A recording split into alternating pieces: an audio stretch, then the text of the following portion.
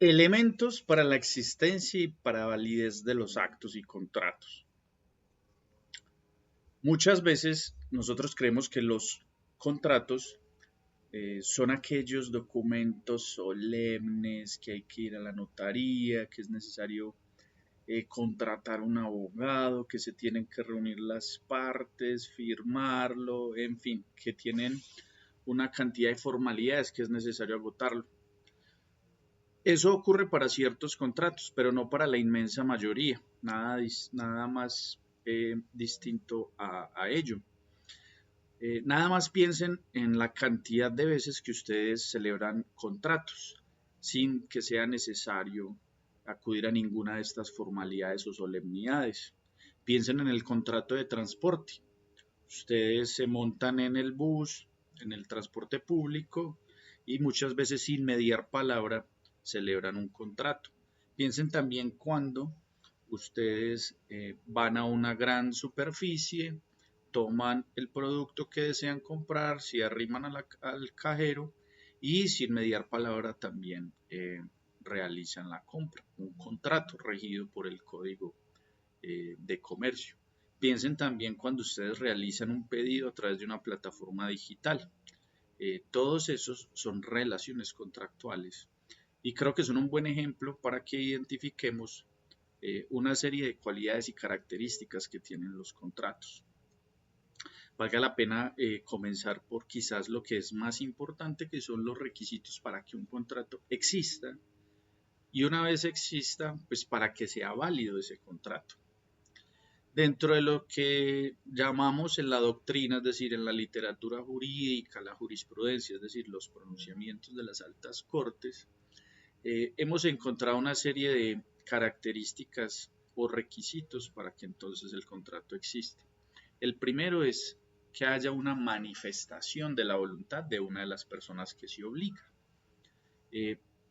¿Por qué decimos que la voluntad ha de ser manifestada? Pues es absolutamente necesario que ese elemento volitivo, es decir, lo que tiene uno de los contratantes en la cabeza, se exteriorice de una u otra forma. Fíjense que nosotros decimos que se trate de una voluntad manifestada, no decimos que se trate de una voluntad expresa.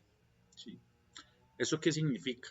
Que la voluntad puede exteriorizarse de manera expresa o de manera tácita.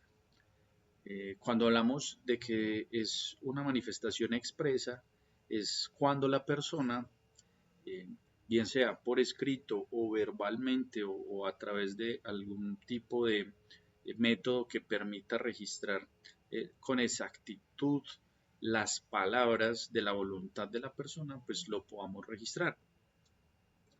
A manera de ejemplo, yo puedo contratar a través de una plataforma digital algún servicio y esa plataforma digital me permite a mí manifestar cuáles van a ser los productos, las características de los productos.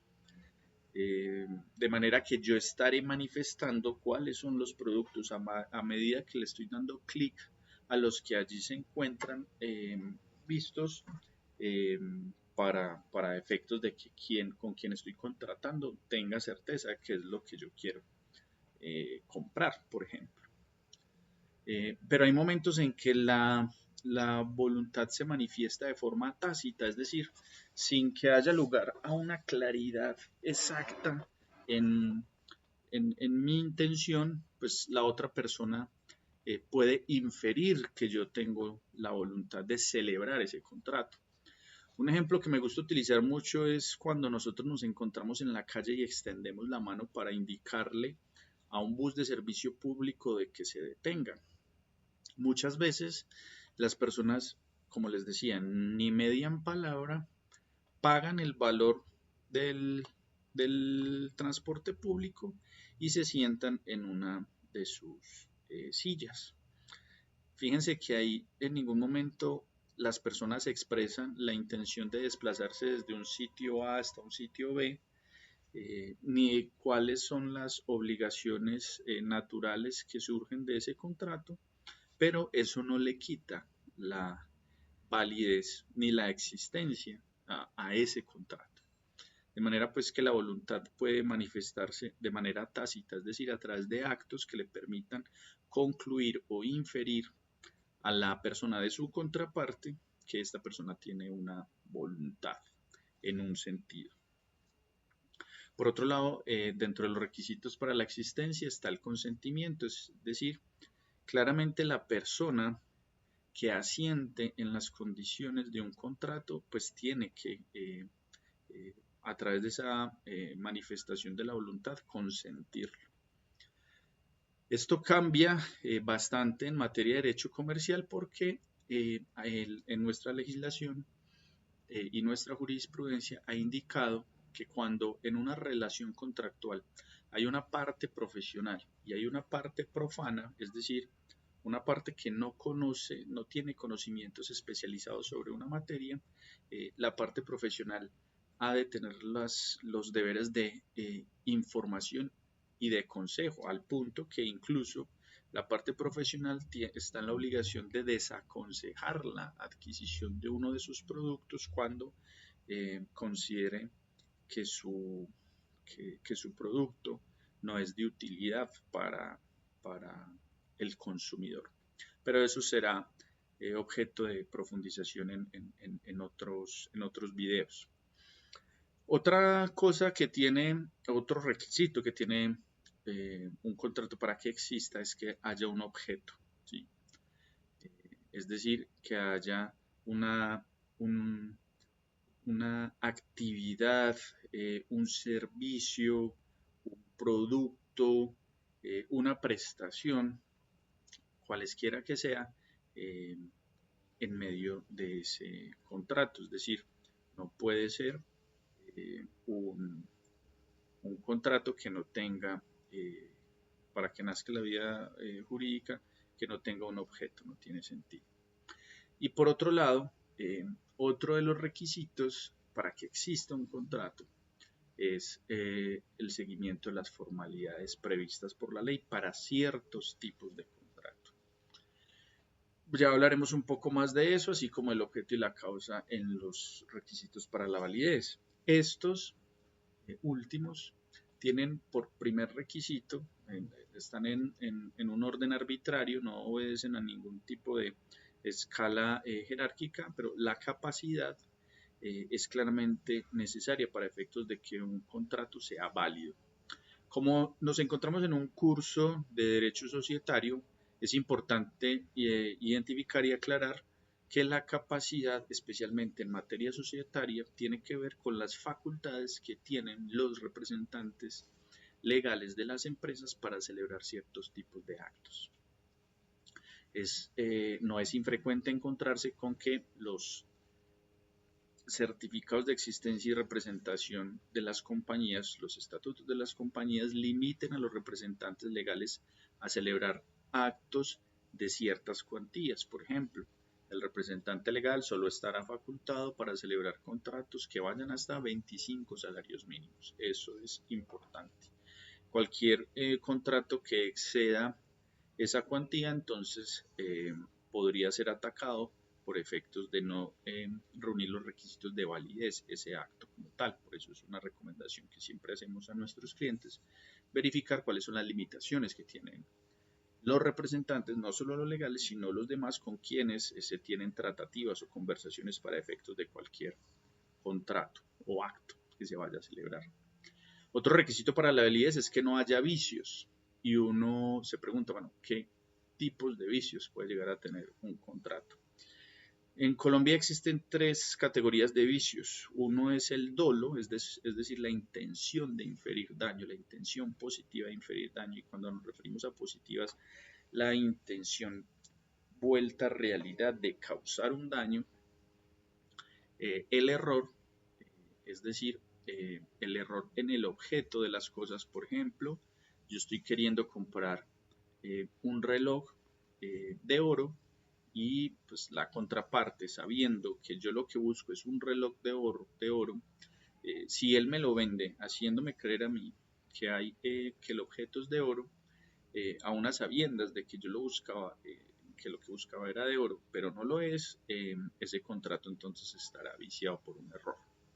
Hay otros tipos de error que no vician el consentimiento, como el error de derecho, pero pues no es este el espacio para que profundicemos en él. Eh, Hay otro vicio, otra categoría de error, es el error en la persona. Cuando yo quiero celebrar un contrato, por ejemplo, con cierta persona porque es un médico, cirujano plástico muy afamado, el mejor en cierto tipo de procedimientos, y creyendo yo que se trata de la contratación de esta persona, termino siendo atendido por una persona diferente de él, a unas sabiendas, por parte de este médico que con quien quería contratar yo era con él. La ausencia de lesión enorme y la licitud del objeto y de la causa son necesarias para efectos de que exista, para efectos de que sea válido ese contrato también. Cuando nos referimos al objeto y a la causa lícita, nos referimos a estos casos en los que pues claramente tiene que ser el objeto, el producto, la prestación, la actividad que se va a desarrollar a través de ese contrato, pues tiene que enmarcarse dentro de la licitud, dentro de las buenas costumbres. Yo no podría celebrar un contrato de transporte de estupefacientes o de explosivos si no estoy facultado para ello. O realizar una actividad en la cual yo no soy un profesional y se requiere ser profesional para efectos de poder desarrollar esa actividad. Y por último, pues dentro de los requisitos para la validez tenemos el cumplimiento a plenitud de las formalidades previstas por la ley. ¿A qué se refiere este aspecto en particular? Resulta que hay ciertos contratos, a diferencia del de transporte que les ejemplificaba anteriormente o el de compra-venta de bienes muebles que no están sujetos a registro, hay ciertos contratos que requieren el lleno de ciertas formalidades. El ejemplo clásico de salón es la compraventa de un inmueble, de una casa, para efectos de que se repute existente y que se repute válida una compraventa de una casa. Es absolutamente necesario que esta venta se haga a través de una escritura pública y que esta escritura pública a su vez haya sido inscrita en la oficina de registro de instrumentos públicos. De otra manera no podríamos predicar su existencia ni mucho menos su validez. Pero ahí no solo la compraventa tiene estas formalidades, también denominadas requisitos ad o actos, ad substantiam actus, o requisitos solemnes, actos solemnes. Por ejemplo, la constitución de una sociedad limitada, la constitución de una sociedad anónima y otro tipo de sociedades, se hace necesario para ello que se eleven también escrituras públicas. En fin, hay una serie de contratos en el universo jurídico que generalmente son la excepción, no son la regla, que tienen que cumplir ciertas formalidades para efectos de que se repute perfecta y válida la compraventa.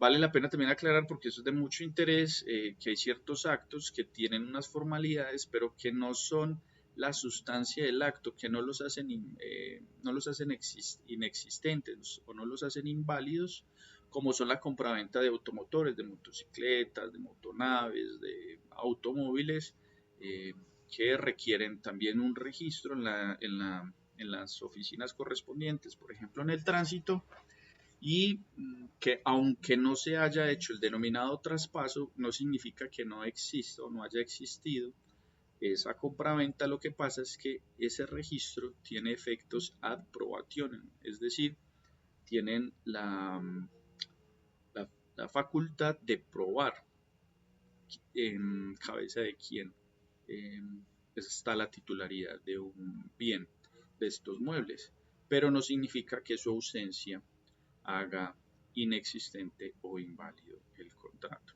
¿Por qué hablamos de estos temas? Porque así como ya hablamos de los contratos de colaboración empresarial, el joint venture, las cuentas en participación. Hay muchos otros tipos de contratos, como el corretaje, el de transporte que ya mencionábamos, en fin, que claramente tienen que tener todos estos requisitos. Eh, pero no son más que esos requisitos los que se tienen que llenar para efectos de poder decir que existen y que son válidos este contrato. De manera que la compra-venta de productos en el mercado normal, eh, los restaurantes, las compraventas que se desarrollan en medio de una actividad cafetera, en fin, pues son contratos perfectamente válidos sin que sea necesario por defecto el cumplimiento de algún tipo de requisito de solemnidad, de autenticación, de escritura pública, en fin. Es importante entendamos que entonces para que un contrato exista y sea válido, reúna estos requisitos.